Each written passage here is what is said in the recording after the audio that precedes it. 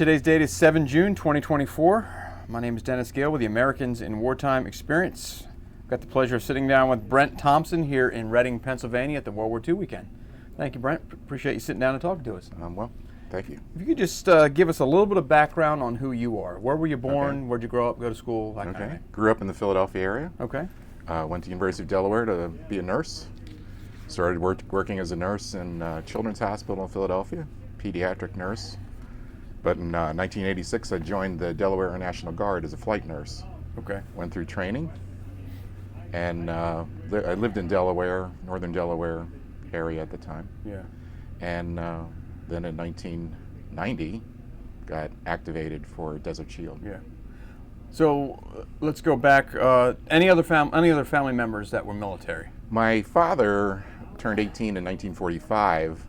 So they were still drafting then, and so he got, I think he joined the Merchant Marines actually, and did that for the post-war period. Okay. And my mother's brother was a longtime Army.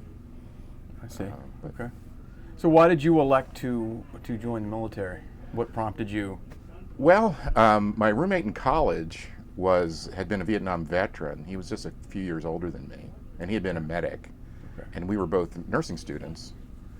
And so he was in the Delaware National Guard, and he was always talking to me about how fun it was. And then when I got to when I was in Delaware, I met somebody who worked there, and he said, "Oh, you should come and see what it's like." And I really liked it. I've always liked airplanes, and I liked being a nurse. And I thought this was an opportunity to do something important for the country. Yeah. Why did you decide to go to nursing school? What prompted that? Well, I looked at, I was actually a biology major. I liked biology, and I had a roommate who was a biology major. And I realized after being with him that I wasn't cut out to be a biologist. I really liked something that involved people more. And we lived in a co-ed dorm, and the girl next door said, I think you'd make a good nurse. And this was the mid-'70s. Okay. So I didn't really think about that very much at that time. But the economy wasn't doing real well. Jobs were hard to find. And I thought, well, I'll give it a try. And if I don't like it, I'll switch the major. I'll give it a try for a year or two. Right. And if I don't like it, I'll leave. And that was close to 50 years ago now. Wow. So, yeah, I guess you like it. I just retired as a nurse. Okay. So when you joined the Guard, you got your commission. Yes. Where do you go to school to receive the commission? Different than the enlisted guys. We went to an officer's basic for medical officers, which was at Shepherd Air Force Base in Wichita Falls. Okay. It was not very trying compared to what other people had to go through. How long is that? It was only a few weeks, and then I went to flight nursing school in San Antonio at Brooks Air Force Base. Now, what is a flight nurse? Flight nurse is responsible for taking patients who are mostly stabilized, bringing them from a forward area to a rearward area. Okay. And of varying lengths. Now, I was in a C-130, which was more short-term, short hops. And then later in the Gulf War, I also was trained to be in a 141 that was used for longer Atlantic trips. So they would go from Germany or England back to Washington, D.C. Okay. So you were on an airplane. Any special training that you needed for that? Oh, yeah. You have to learn how to operate in a noisy environment. It's cold. You can't hear anything. Like just learning how to take a blood pressure is a unique experience compared to something I'd never done before. Pressure differences, so things like using a ventilator and things have to be done differently. And just the whole act of ambulatory patients versus patients who are on a litter, getting them stacked in. So we had configured the C-130 so it could carry up to 100 patients. So. Wow. Okay. It was packed, if you had that many. Yeah. What about any other kind of training, like, should the plane go down or end up in enemy hands, that kind of thing? Yeah, there was a lot of survival training, that kind of thing? Yeah, there was a little bit of survival training. We had we had to practice ditching. There was a swimming pool. They had an airplane hovering over the pool. We had to get out, learn how to swim away from the plane, open up a life raft, get into a life raft. All kinds of emergencies, rapid decompression, how to respond to that. Fire, how to respond to a fire. We didn't get a parachute though. We never learned to jump. Because they said unless everybody on the plane has a parachute, nobody has a parachute. Right, and I guess the patients aren't going to have that Patients the ability to get wouldn't out of have the plane. one. Yeah. Although I was a little surprised when we actually got to the Gulf War and the pilots and all the crew up front did have parachutes. Wow. I always said if somebody comes back with a parachute and opens the door and says, I'm going to go get help, I was like, no, you're not. I'm going with you. Yeah. So you joined the Guard, the Delaware Guard? Delaware Air National Guard. Air National Guard. And then Saddam Hussein invades Kuwait. Right. How long after that do you get the call, hey, get ready? December of '90 is when I went. And is that when they notified you, or is that when you shipped Well, we kind of knew. I mean, our unit was actually mobilized in August of '90. We started sending people over. Oh, so right afterwards. Yeah, it was right away. And so they were sort of making a little toehold in Saudi Arabia. And then by December, things had been building. Yeah. And then I went over. Right. So I was staying in Riyadh at Escon Village. Yeah. What goes through your mind when this is happening? You know, I'm done all this training, I'm prepared for this, but now I'm actually going to go do it. I'm getting deployed to a war zone. Yeah, it was a little shocking. Yeah. You know, a lot of people, particularly in the mid-'80s, were joining the Guard thinking, well, we'll never be in a war. And so there was a lot of people who were very shocked and told, you know, there's a stop loss, you can't leave. I had a newborn. We adopted a little girl in February of '90. So I was mostly concerned about that, like what would my wife do with the baby if I'm going? Because when we were activated, we went from having we had a pink ID card that showed that you were in a reserve or guard unit, and then given a green one that said you were active duty, and the expiration date was indefinite. So that's not a good sign. No, so we were really kind of left wondering, like, how long is this going to be? Really didn't have any idea at the time. Wow. That's one of the things that they don't think about, right? When you get deployed, it doesn't just affect the service member. They got a family they're leaving behind. Yeah. So you're worrying about them, and they're worrying about you, and you know. Yeah, and you couldn't. And communication too back then. I try to tell the younger people, it wasn't easy. I used a fax machine to send messages back home. When I was in Saudi, there was actually a telephone. On Christmas, I was able to call my parents. Yeah. I was pretty lucky. Most people didn't have that much communication. Right. Later, when I was sent down to Oman, there were no telephones. Okay. And we used a Mars system to call a message back home. So on my anniversary, it was January 2nd. Late at night, I got in line to make a call back, and actually ended up scaring my wife more than because she gets this call saying, is this the wife of Captain Brent Thompson? And she's like, ah! She panicked, and then he just said he wanted to talk to you, but I couldn't tell her where I was or what I was doing or anything like that. Yeah. So the where was Saudi Arabia, right? Yeah. And you're there in December. So what are you doing until the war kicks off? Practicing. We just trained every day.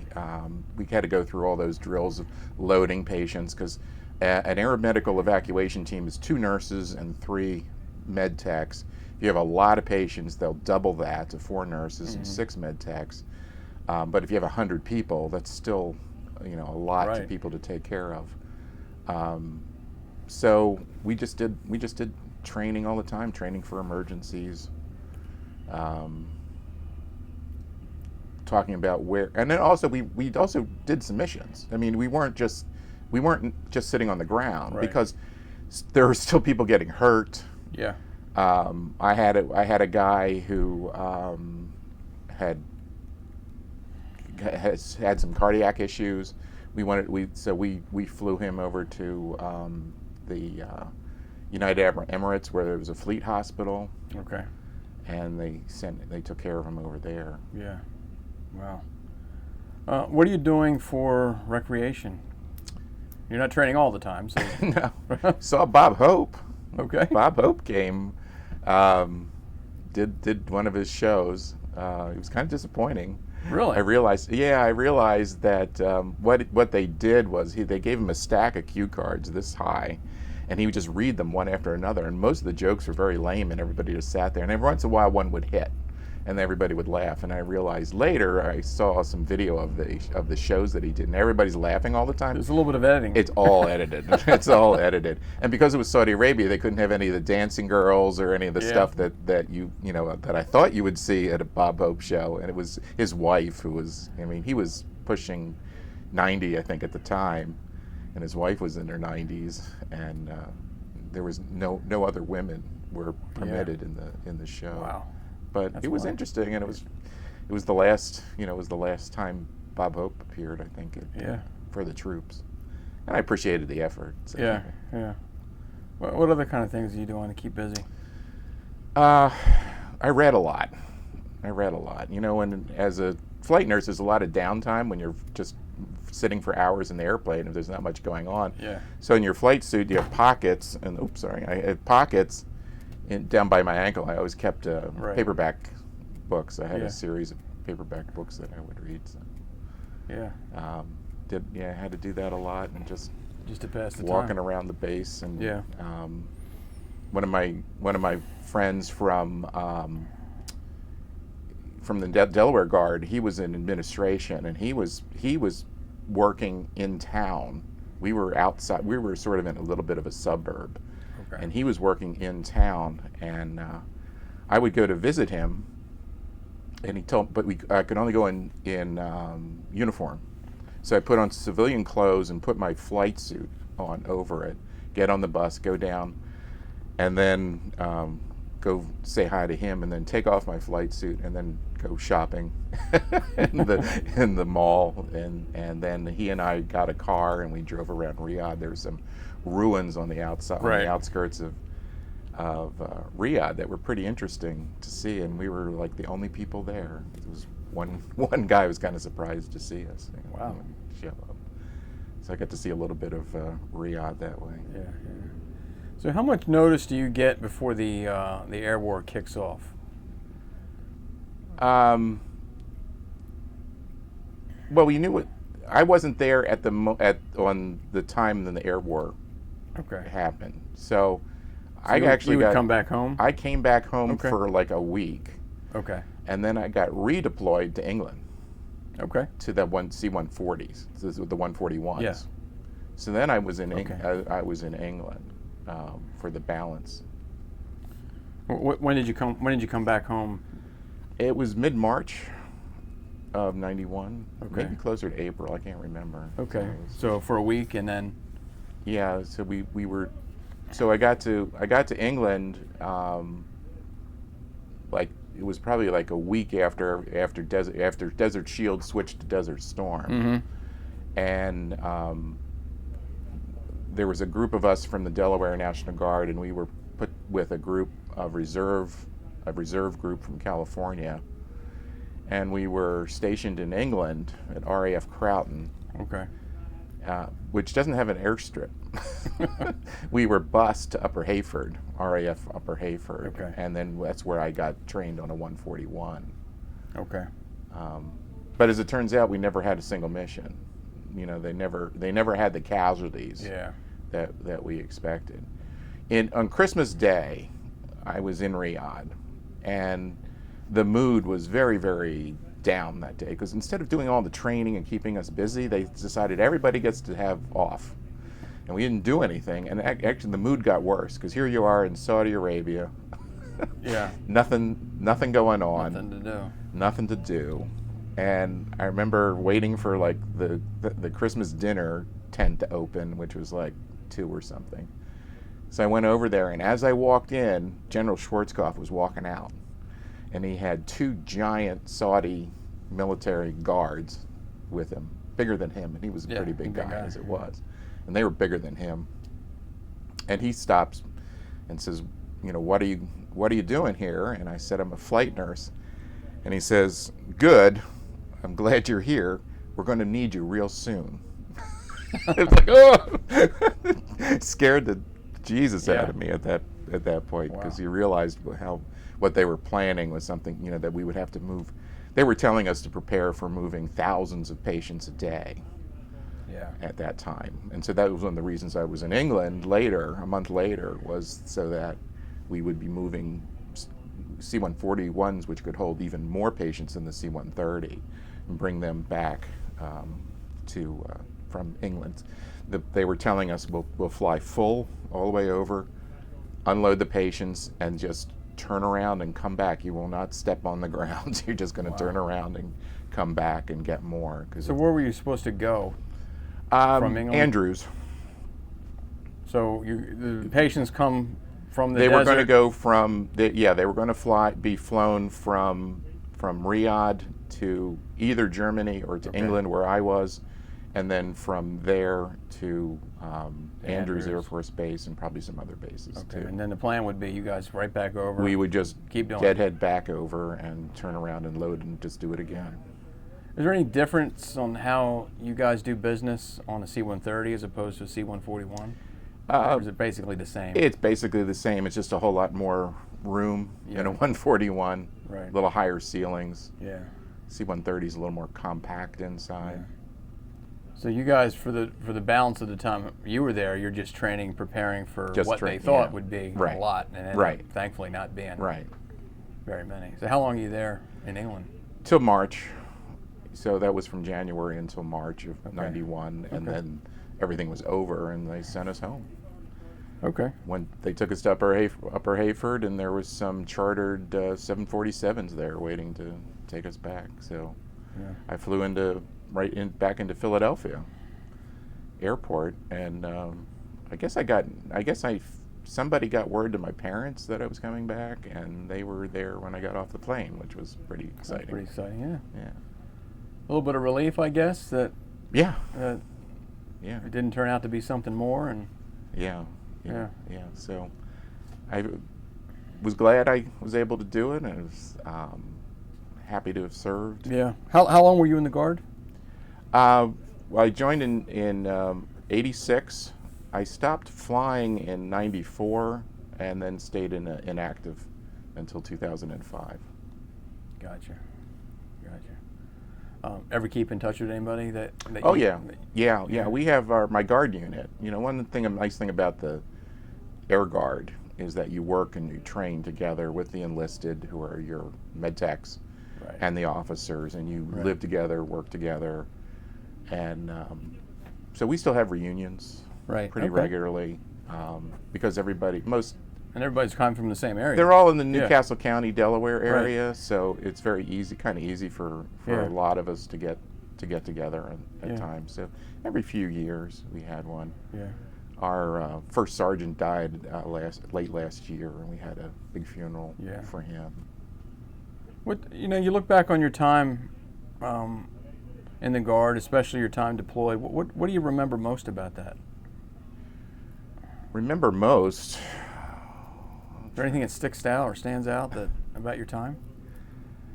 To me, it was like you were a little cog in this big machine, and you just couldn't believe all that was going on around you, and all the logistics of it, and getting, for a while I was down in Oman. I went from Riyadh after Christmas and down to Oman. And that was sort of at the end of the line down there, and it was funny going from Riyadh, where they kind of had everything, down to Oman, where there wasn't much at all, and it was a British base. Right. So I was just amazed that we were all part of this. There was a lot of cynicism, like why we were there. It's like, I guess we're here to protect the oil. Right. But I think, I was there as a nurse. I was there to help. Help where needed. Wherever it was needed. And, for my friends that stayed in Saudi Arabia for Desert Storm, they transported way more Iraqi. I'm sure. patients than Allied. Way more. Right. And when they said, we treated everybody the same. Yeah. I mean, I guess as a nurse or doctor. Geneva Convention. Yeah. So. Yeah. What advice would you give somebody who's thinking about a career in the military? If you are willing to be a little selfless, right, and be willing to learn a lot of new things, and kind of feel good about what you're doing, right, then I recommend it. It's something that you have to have the physical capability of doing it. I worked as a nursing professor for many years, and I encouraged a lot of students to join. Yeah. Yes. Is there anything else that you want to document that we haven't talked about? Not that I can think of. It was, it's I always feel for my fellow veterans, what we all had that as an experience that no one else experienced, and it's become a smaller and smaller part of the American experience. Yeah. When I grew up in the 60s, almost all the fathers had been either in World War II or the Korean War or had served in some way. So it was pretty normal to have a father who was in the service or an uncle or somebody. And that's not the case anymore. Yeah. So I think it's harder for the average person who doesn't interact with people in the military to even know that it's there and what it is and what it can be. Yeah. You're right. I live in the Northern Virginia area, and there's so many military bases there between the Air Force and the Marine Corps and the Army and the Navy. I mean, everybody knows somebody or is a veteran, and you think that that's the way it is everywhere. Then you come to a place that's not. Right. It doesn't have so many bases. Right. And there's a lot fewer bases now than there was in 1986 when I joined. We used to fly on weekends to different bases, and most of them are gone now. Yeah, you're right. Well, on behalf of the Americans in Wartime Experience, thank you for sitting down and sharing your story. You're very welcome. More importantly, thank you for your service. Well, thank you very much. You're welcome. Thank you.